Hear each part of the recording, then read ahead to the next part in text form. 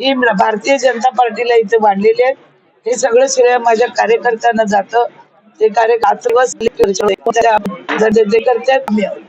असेल तर नेता बनू शकत नाही. आपण नेता बनू. आणि आज तुम्ही बघितलं मोठ्या संख्येने कोणालाही न बोलवता जेवढे कार्यकर्ते ते समर्थनात जमलेले आहेत. काही तुमच्या स्थानिक भूमिपुत्र सुद्धा तुमच्यासोबत उभा राहिला खूप भारभक्कमपणे, यांच्याविषयी त्यांचे आभार.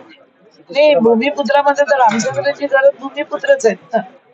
आमचे भूमिपुत्र आणि आपली जनता, म्हणजे मी ते कोणाला जातीवाद करत नाही, सर्वच लोक. तर भूमिपुत्र आले, बाहेरून आले लोक आली, स्थानिक लोक आली, सगळ्याच लोकांनी मला मदत केली.